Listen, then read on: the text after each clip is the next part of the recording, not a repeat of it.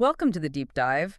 We're about to jump into something pretty interesting today. Yeah, we are. We've got this, well, massive source over 12 hours from a YouTube video transcript. Serge Guattari. Exactly. And our mission really is to unpack that, to pull out the core insights for you. He talks about this incredible transformation, right? Going from like $30,000 a month. Which is already pretty good, let's be honest. Oh, absolutely. Yeah. But then scaling that to $600,000 in a single month. In just 20 months, hitting serious profit, too. Oh, God. It's staggering. It really is. Yeah. And it wasn't just, luck or tweaking small things. It sounds like a fundamental shift. Right. And the key word, the idea he keeps coming back to, is leverage. That seems to be the engine behind it all. Definitely. That's the thread we're going to pull on today. How we use different kinds of leverage to get that kind of, well, exponential growth. And the source material itself, it's quite rich, isn't it? It's not just theory. No, not at all. We've got his own stories, client examples, frameworks he actually uses, and some really specific actionable advice in there. Okay, so let's start there. Leverage. It's a word people throw around a lot. What did it actually mean for him? How is it the engine here? Well, he grounds it in something really basic, actually. Physics. A lever, a fulcrum. Right, less effort, much bigger results. Exactly. Applying that idea to business. Setting things up so your input, your energy, gets magnified way beyond a one-to-one return. It's that classic work smarter, not just harder. Uh-huh. And he connects that to the Warren Buffett quote, the one about which boat you get in. Yeah, but he adds his own spin. He says it's about how much leverage we have in that boat. Ah, okay. So it's Yeah. not just the market, it's your actual setup within that market, the mechanics of your business. Precisely. It's the architecture, the model itself, that allows for that amplification. Yeah. He paints this picture, of two paths. Which are? Well, one is just grinding harder and harder, maybe inching forward. Yeah. The other is using these leverage points to make those big jumps, like his 30K to 300K a month leap in, 6 to 12 months? Yeah. And it's powerful hearing his own experience feeling totally overworked, even when he was hitting 30K a month. Right.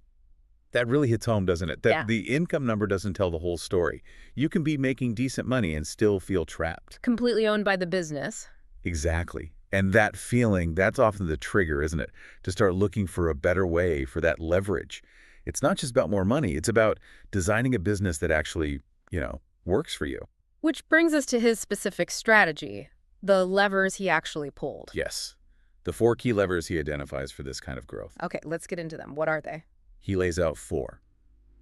Offer, audience, acquisition, and fulfillment. Let's start with the first one, offer. Okay.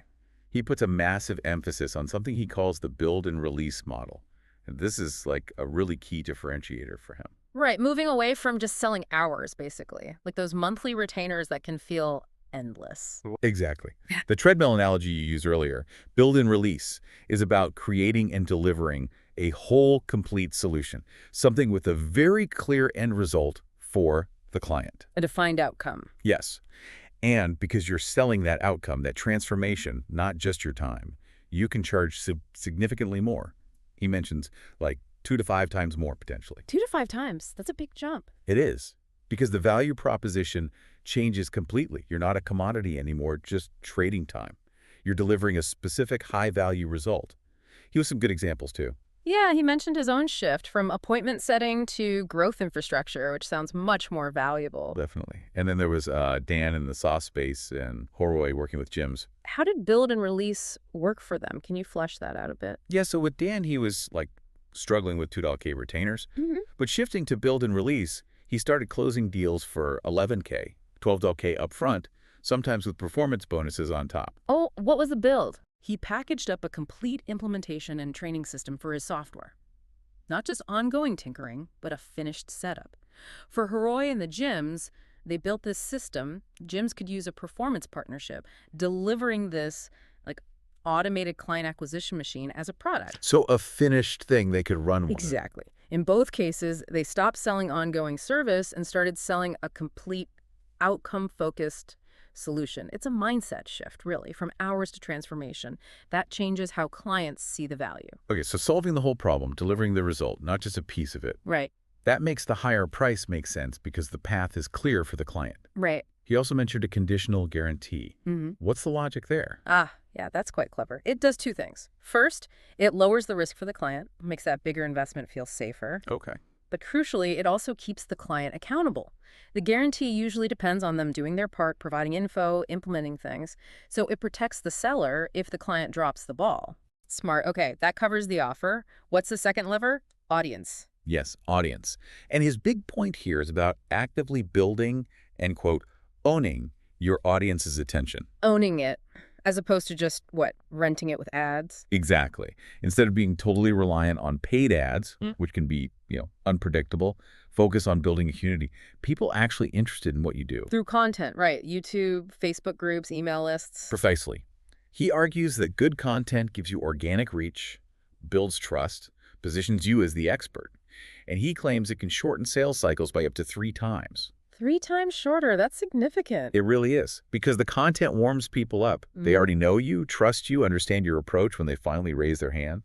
He talks about his own start, hitting $10K months with just like 300, 500 subscribers, a small but engaged group. Wow, okay. And he mentioned Justin's experience too, attributing a huge chunk of revenue, something like $25 million generated from $10 million in ad spend, directly to the power of their content amplifying everything else. So the content isn't just fluff. It actually drives bottom line results. Yeah. He had a framework for it too, didn't he? Solve the whole gap with content. Yeah, that's the core idea, basically. Really? Identify the client's main problem, then talk about the specific symptoms they're feeling because of it. Pain points. Exactly. Then you highlight the impact, what those symptoms are costing them. And finally, your content offers insights, guidance, basically bridging that gap towards your solution, your build and release offer. So the content naturally leads them to see you as the solution. Right. It resonates with their problems and points towards the answer. And his focus on email lists and Facebook groups, that's about control, isn't it? Yeah, owning the data, owning the communication channel, not being dependent on some algorithm changing overnight. Precisely. Your list, your group, those are assets you control directly. You can always reach your people. He even gets into specifics, like how to name your Facebook group effectively, how to write the description to attract the right people. Good practical stuff. Okay, lever number 3, acquisition. Getting the clients.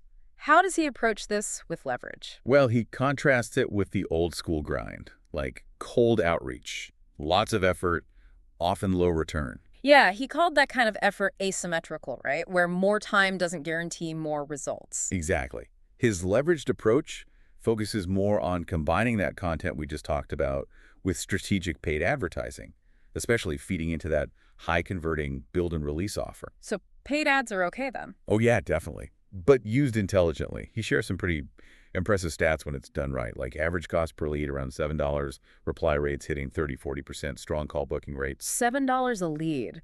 That sounds really good compared to the cold outreach numbers he mentioned. What were they, like 1,400 contacts for a 10% reply rate? Something like that, yeah.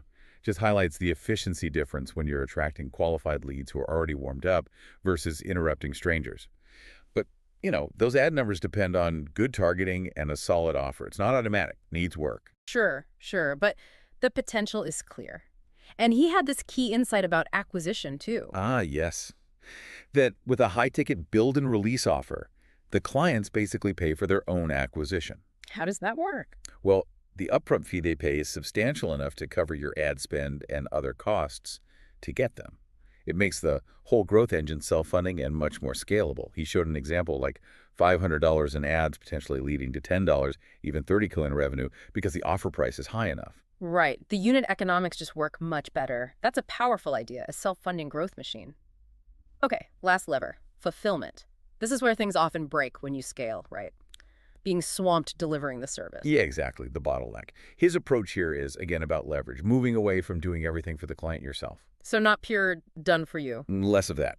More focus on documentation, the initial setup, then shifting into consulting and auditing. He mentioned a split, something like 80% on systems and docs, 10% on setup, 10% on ongoing guidance. Okay, so building scalable systems is key. Empowering the client and maybe your team rather than you doing all the work. Precisely. And selling your insights. Your accumulated knowledge from all the clients and data you've gathered that becomes incredibly valuable, often more valuable than just the manual execution. Makes sense. You see patterns, they don't. Right.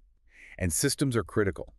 Clear processes for onboarding, communication, tracking results. He mentioned Go High Level as a tool. Yeah, what does something like Go High Level actually do in this context? Well, it's basically an all-in-one platform. It Hmm. can handle a lot of the marketing automation, client communications, scheduling, even some project management stuff. It helps systematize things so you're not manually juggling everything, frees you up for strategy. Got it. And tracking metrics is a big part of this too, right? Knowing what's actually working. Absolutely critical. Mm. Tracking everything, where leads come from, which offers convert, what targeting works, revenue per client, all of it. So you can see clearly what's winning and just double down on that. Stop wasting time on things that aren't delivering. Data over emotion? Exactly. And he stressed again, build and release doesn't mean you personally do every single tiny task. Yeah. It means you provide the complete solution, the framework, the resources, the expert guidance, often using a trained team and solid processes to get the client the result. Okay, so offer, audience, acquisition, fulfillment. Those are the four tactical levers. Hmm. But it feels like there's more to it, a mindset Oh, piece. definitely. He spends a good amount of time on mindset and having that long-term vision, like really aiming high, not just for comfort, but for, say, past $1 million a year in profit, setting a big goal. And being present, not just worrying all the time. Yeah, balancing the ambition with actually being grounded in the now. He shared some personal stuff too, didn't he? Yeah. About his own journey. Quitting the 9 to 5, trying Amazon FBA, drop shipping, the early agency struggles, it makes it more relatable. For sure. And that advice he gives, be naive enough to believe your dreams can become a reality. That probably resonates with a lot of people listening. Yeah. Especially when you compare the potential ceiling of a business owner using leverage versus, say, a fixed salary. It's a different universe. Totally different. And he loops back to the offer, how build and release helps you escape being seen as just a commodity, always competing on price. Right. Decommoditizing your service and focusing on client growth, adding more value over time, building real partnerships. Yeah, not just churning through clients. Yeah. And he mentioned community and mentorship again, how crucial that support system can be. Having people who've been there, done that, getting outside perspectives. Invaluable. Plus, focusing on things clients find undeniably valuable, like growth. It's hard to argue with delivering more revenue or more clients. True. And staying analytical about performance, looking at the numbers, not just how you feel things are going. So important, being objective and really understanding the client's entire problem, maybe even anticipating their future needs. That's where the real value comes in. Ultimately, he says success comes down to just getting really, really good at what you do. Yeah, and the commitment required. It's not a casual thing. Yeah. And even trying to live in the future a bit, anticipating where the market is heading. So, wrapping this all up, the big takeaway really seems to be leverage. It's the escape hatch from that hamster wheel, that slavery flywheel he talks about. That's the core message. Right. Applying leverage strategically across those four areas. Your offer think, build and release. Your audience owning attention with content. Acquisition using smarter, scalable methods. And fulfillment building systems and selling insights. If you get those right, you change the whole equation. You fundamentally change the potential trajectory of your business. You move from linear effort to potentially exponential results. So maybe a final thought for everyone listening. Take a look at your own business, your own work. Which of those four levers offer audience, acquisition, or fulfillment feels like it has the most untapped potential for leverage right now? Yeah, where could you apply that principle for a bigger return? And maybe what's just one small change, one small step you could take, maybe even today, to start moving that lever? Something to think about. We hope this deep dive gives you a new lens to look at things. Keep exploring, keep digging deeper.